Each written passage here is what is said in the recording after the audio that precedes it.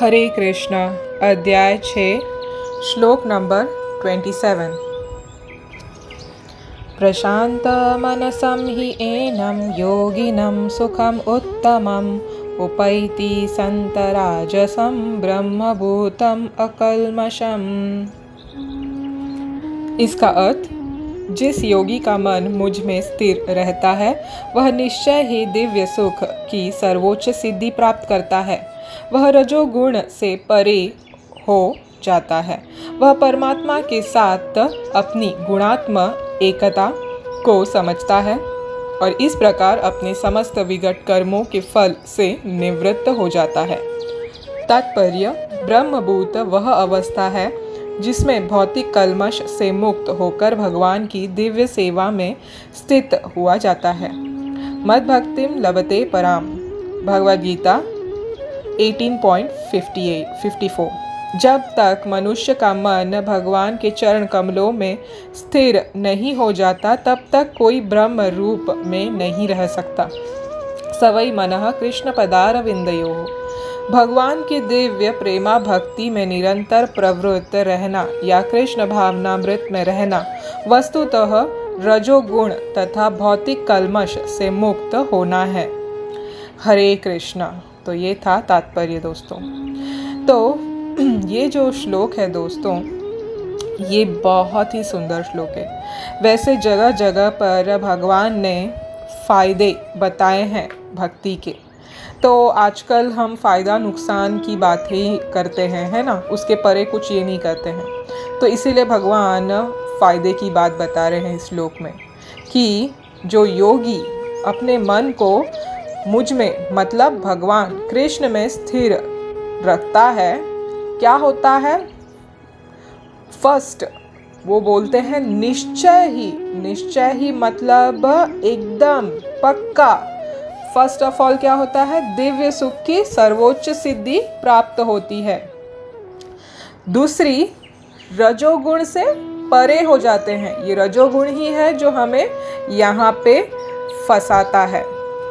तीसरा, ये गुणात्मक एकता को समझाता है, मतलब परमात्मा के साथ जो हमारी गुणात्मक एकता है उसको दर्शाता है हमें।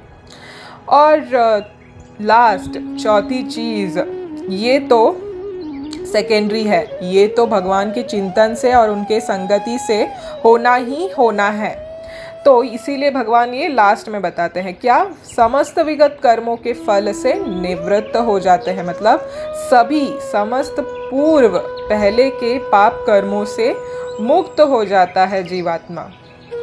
तो मगर इसका सबसे पहला जो भगवान हमें प्रॉमिस क्या करते हैं? निश्चय ही दिव्य सुख की सर्वोच्च सिद्धि प्राप्त होगी। ये बहुत इम्पॉर्टेंट चीज़ है। इसी के लिए जीव अनंत काल से भटक रहा है। मगर जैसे हम सुने हैं कि मिथ्या सुख के पीछे भौतिक जगत में भटक रहे हैं हम बद्ध जीव, तो वो जो सुख की एक्चुअली प्राप्ति हम करना चाहते हैं वो ये सुख है, दिव्य सुख है, जो कि सर्वोच्च सिद्धि है। जो भी सिद्धि हो, जैसे हमने सुना पहले भगवान ने हमें बताया है अष्ट प्रकार के सिद्धियां हैं, तो उन सभी सिद्धियों पे से भी ऊपर सर्वोच्च ये दिव्य सुख की जो ये है वो सर्वोच्च सिद्धि है, दिव्य सुख पाना। तो वो कैसे प्राप्त हो सकता है? भगवान में मन को स्थिर कर कर। तो इसी को श्रीला प्रभुपाद हमें बताते हैं, इसी को ब्रह्मभूत अवस्था कहते हैं। जैसे 18 अध्याय में इसके बारे में बहुत बताया है भगवान ने कि कैसे हम जीवात्माएं जब बद्ध अवस्था से उस ब्रह्म अवस्था में पहुंच जाते हैं, मतलब भगवान को जान जाते हैं। तो ब्रह्म और भूत मतलब हम भगवान को जान जाते हैं, ब्रह्म को, और भूत मतलब हम आत्माएं, व्यष्टि आत्माएं जब उस स्तर पर आ जाते हैं उनको जानकर, तो ब्रह्मभूत प्रसन्नात्मा न सोचती न कांक्षती, न वो कोई इच्छा रखता है न कोई कभी वो दुखी होता है। तो इसको ही ब्रह्मभूत अवस्था कहा गया है। और यही भक्ति का सबसे बड़ा स्थान है क्यों? क्योंकि भगवान की दिव्य प्रेमा भक्ति में निरंतर प्रवृत्त रहना या कृष्ण भावनामृत में रहना वस्तुतः रजोगुण तथा भौतिक कल्मश से मुक्त होना है। ये श्रीला प्रभुपाद लास्ट लाइन में बताते हैं। मतलब भगवान में जैसे ही हमारी मन और बुद्धि स्थिर हो जाती है, ऑटोमेटिकली बाकी सब कुछ निकल जाता है। ये कल्मश का मतलब है गंदगी। जो भी भौतिक गंदगी है, पाप कर्मों से जो भी पूर्व ये हुआ है, इकट्ठा गंदगी हुआ है, वो सब धुल जाता है अपने आप। इसीलिए कभी हमने देखा होगा जब हम पूजा पाठ करते हैं, सत्यनारायण की पूजा करते हैं, तो हम लोग मंत्र उच्चारण करते हैं, यज्ञ करते हैं। क्यों करते हैं? क्योंकि जब ब्राह्मणों द्वारा, जो भगवान के मुख मंडल कहलाते हैं, ये ब्राह्मण जो शुद्ध ब्राह्मण होते हैं, वो जब ये वैष्णव ब्राह्मण जब ये मंत्र उच्चारण करते हैं तो एक दिव्य कवच पूरे इसमें हो जाता है, परिसर में फैल जाता है। इसको स्वस्ति वाचन भी कहते हैं। भगवान का नाम उच्चारण करना तो सबसे बढ़कर स्वस्ति वाचन है। तो इसीलिए कभी भी किसी स्थल पर याद रखिए भक्तों, अगर कुछ प्रॉब्लम हुआ और आप किसी कारण पूजा पाठ नहीं कर पाए, कुछ भी हो सकता है, तो ऐसे परिस्थिति में पवित्र भगवान नाम उच्चारण करने से वो परिसर शुद्ध हो जाता है। उधर के समस्त जो भी जीवात्मा है परिसर में, वो भी शुद्ध हो जाते हैं, सब कुछ परिशुद्ध हो जाता है। इसीलिए हरे कृष्ण महामंत्र इसको इसीलिए कहते हैं क्योंकि ये सभी स्वस्ति वाचन वेद, मंत्र, शास्त्र, वे पुराण, उपनिषद, हर चीज़ का निचोड़ है, हर तोड़ का जवाब है। तो जब हम ये मंत्र कहते हैं जिसमें सब समाविष्ट है, सब इसमें आ गया है, तो हमें किसी एक्सटर्नल एफर्ट करने की ज़रूरत नहीं है। हमें बस भगवान का नाम उच्चारण करते रहना है। हरे कृष्ण कृष्ण कृष्ण हरे हरे, हरे राम राम राम हरे हरे। ऐसे ही एक बार क्या हुआ कि एक व्यक्ति था, वो चोरी करता था। तो ये कथा कुछ बहुत पुरातन नहीं है, कलयुग की ही कथा है। तो वो व्यक्ति चोरी करता था, तो वो समय समय पर कभी दुकानों में, कहीं यहाँ वहाँ घुसकर, घरों में, कहीं पंडालों में घुस जाता था, कहीं प्रोग्राम चलता था, तो ऐसे अपना चोरी चकारी कर कर अपने घर वालों का पेट भरता था।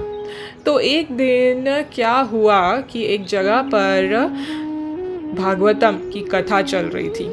तो वो चोर ने देखा इतनी सारी पब्लिक एक जगह पे इकट्ठा हो गई है, मतलब इधर तो बहुत माल मिलेगा, तो यहाँ पे क्यों ना हाथ साफ कर दे, तो कई दिन तक मुझे चोरी करने की ज़रूरत ही नहीं पड़ेगी, मैं आराम से बैठ जा सकता हूँ। तो क्या किया, उस कथा पंडाल में घुस गया। अब श्रीमद् भागवतम की कथा जहाँ चलती है, वहाँ तो भगवान साक्षात उपस्थित रहते हैं, श्याम सुंदर। तो वो जब गया और चोरी करने के लिए भक्तों के बीच में जाके बैठ गया, तो उसी वक्त क्या हुआ, कृष्ण कथा चल रही थी। मतलब भागवतम के 10वें स्कंद की कथा चल रही थी। 10वें स्कंद में पूर्ण कृष्ण लीला रची है वेद व्यास मुनि ने। तो कृष्ण लीला चल रही थी, तो बाल्य लीला वो व्याख्यान कर रहे थे, जो साधु महात्मा थे, जो श्रीमद् भागवतम की कथा कर रहे थे, वो कृष्ण लीला बाल लीला बता रहे थे। तो बाल लीला बताते वक्त उन्होंने कहा कि माता यशोदा कृष्ण को श्रृंगार कर रही है, उसका वो विवरण दे रहे थे।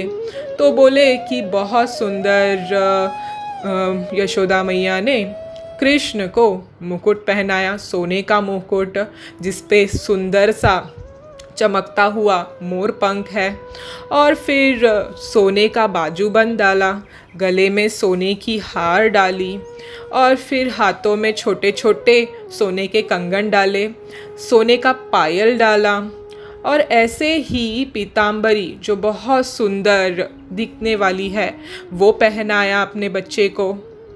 तो ऐसे कहते कहते वो जो चोर वहाँ बैठा था उसका मन श्याम सुंदर में जा बैठ गया। अब वो सोचने लगा कि ये श्याम सुंदर कौन है, ये कृष्ण कौन है। अगर ये मुझे मिल गया ये बच्चा तो मैं इसका सब कुछ चोरी कर लूँ और फिर बाद में मैं आराम से अपने जीवन काट सकता हूँ, क्योंकि ये तो पूरे धन का भंडार है, इसके ऊपर से नीचे सर से पैर तक पूरा सोना ही सोना पहना दिया है। तो अगर ये बच्चा मुझे मिल गया तब तो मेरी जिंदगी बन गई। अब इस चोर को क्या पता जिस के घर में चोरी करने का सोच रहा है वो ही सबसे बड़ा चोर है, माखन चोर है। माखन चोर का मतलब जो बद्ध जीवों का चित्त चुराता है और उनको संतुष्टि देता है, उसे ही माखन चोर कहते हैं, जो भगवान कृष्ण का एक नाम है। तो वो तो क्या कर रहा था, उसी के घर जो चोर का सरदार है उसी के घर में चोरी करने सोच बैठा। तो ऐसी ही सोचते सोचते कथा पंडाल से निकल आया और हर वक्त कृष्ण के बारे में ही सोचने लगा कि कौन है ये श्याम सुंदर, कौन है, मुझे ये देखना होगा। अब कथा में उसने सुना कि श्याम सुंदर ब्रिज में रहता है, वृंदावन में रहता है, गोकुल में रहता है, तो वहाँ पे वो मिलेंगे ही मिलेंगे। अगर कहीं नहीं मिले तो वो अपने घर गोकुल में ज़रूर मिलेंगे। तो अब चोर ने प्रस्थान किया इस बच्चे को ढूंढने के लिए, श्याम सुंदर नाम के बच्चे को। तो गया गया गया, ढूंढा ढूंढा ढूंढा, नहीं मिला, परेशान हो गया। वृंदावन आ गया, वृंदावन में ढूंढा, गोकुल में ढूंढा। अब तो परेशान हो गया, उसकी हालत बिल्कुल ख़राब हो गई। मगर चित्त से उसके कृष्ण नहीं निकले, क्योंकि भगवान पूतना कथा में कहते हैं, जो बाल लीला में ही आती है भगवान के, कि जो शुकदेव गोस्वामी है वो कहते हैं पूतना जब कृष्ण को दूध पिला रही थी जहर डालकर, तो उसके पकड़ने के बावजूद भगवान ने उसको पकड़ लिया था। तो जब भगवान दूध के साथ उसके प्राण भी खींचने लगे तो पूतना ने कहा, छोड़ दे लल्ला, छोड़ दे, अब हो गया, बस कर, क्योंकि उसको पता चल गया कोई साधारण बच्चा नहीं है। तो कथा में सुखदेव गोस्वामी कहते हैं, जिसने कभी छोड़ना जाना ही नहीं है वो क्या छोड़ेगा। मतलब एक बार जीव कृष्ण के शरण में चला गया तो हम उसका, भगवान का हाथ छोड़ने की बहुत संभावना है, क्योंकि माया में है, हम घिरे हुए हैं इस कलमशों से। मगर भगवान इतने दयालु है कि कोई उनके शरण में ऐसे भी आ गया जहर पिलाने के लिए भी, तो भी भगवान उसका हाथ नहीं छोड़ते। तो ये तो चोर जो था वो तो चित्त भगवान में लगाए हुए था कि कैसे उसको पाना है। तो अब ढूंढते ढूंढते थक गया, तो एक जगह पे बैठ के रोने लगा, अरे भैया तुमको ढूंढते ढूंढते मेरी सारी ज़िंदगी निकल जाएगी, कैसे मिलोगे तुम, और तुमको कैसे मैं चुराऊंगा तुम्हारे सब गहने, और मेरा परिवार कैसे पालूंगा। ये वो करते कृष्ण की चिंता में रोने लगा बैठ के। जैसे ही रोने लगा, श्याम सुंदर जो सबके मन में परमात्मा रूप में स्थित है, वो तो सबका मन की बात तो जानते ही हैं। इतने मन से जब तीव्रता से हम भगवान के साथ प्रेम करते हैं, किसी भी संबंध में हो, चाहे वो पत्नी के संबंध में हो या माता के संबंध में हो, मतलब वात्सल्य या माधुर्य या साख्य, कोई भी रस में हो, भगवान उसको, अगर उसकी इच्छा तीव्र है, उत्कंठा तीव्र है, तो भगवान उधर प्रकट ज़रूर होते हैं। तो इतने उसके मन की स्थिरता देखकर भगवान वहाँ प्रकट हो गए श्याम सुंदर रूप में, वो भी बाल रूप में। तो बोले, अरे भैया क्या हुआ, क्यों रो रहे हो। अब वो देखा उसने सामने इतना सुंदर बच्चा तो कभी देखा नहीं जिंदगी में, क्या तेज है इसके चेहरे पे, पूरे जो अंग है उसके चमक रहे हैं, उसके जो बदन पर गहने थे वो भी चमक रहे हैं, और इतनी प्रज्वलित हो रही है कि मतलब चारों दिशाओं में प्रकाशमान हो गया है जगह। तो उसने तो भी वो सब भूल गया और उसके मनमोहन चेहरे को देख के सब हाले दिल बता दिया। उसने बोला, अरे मैं ही तो हूँ श्याम सुंदर, चुरा लो जो चुराना है तुमको और बना लो अपनी ज़िंदगी।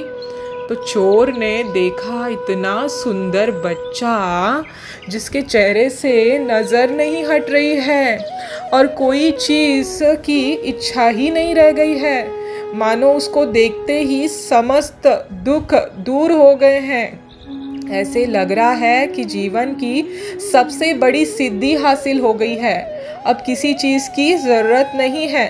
उसने उस बच्चे को कहा, श्याम सुंदर को कहा, हे श्याम सुंदर, तुम तो इतने सुंदर हो कि मैंने तो चोरी करना ही मैं भूल गया, मैं कौन हूँ ये भी भूल गया। अब आप क्या बात कर रहे हो, आपको आपकी गहने चुराना? मैं तो कह रहा हूँ कि आपने तो मेरी चित चुरा ली। अब तो मेरा मन ऐसे कह रहा है कि मैं आजीवन आपके चरणों में ही बिता दूँ मेरी जीवन। इसीलिए आप मुझ पर कृपा कीजिए, मुझे अपने आश्रय ले लीजिए। तो जीव जब भगवान के सन्मुख आता है तो उसकी जो संबंध है, टूटी हुई संबंध है भगवान से भौतिक में आने के बाद, वो तुरंत भगवान को देखकर जागृत हो जाती है, जो कि अभी सुषुप्त मतलब सोई अवस्था में है। इसीलिए हमेशा हमें मंदिर में या भगवान के तस्वीर को देखते रहना चाहिए, वो संबंध, ताकि हम याद कर पाए, स्मरण कर पाए। जब हम भगवान के सामने जाते हैं तो भगवान हम पर दृष्टि रखते हैं, तो हमारा सब कुछ कल्मश दुख दूर हो जाता है और सब कुछ सुख समृद्धि से भर जाता है। हरे कृष्ण कृष्ण कृष्ण हरे हरे, हरे राम राम राम हरे हरे। श्री कृष्ण भगवान की जय, श्रीला प्रभुपाद की जय।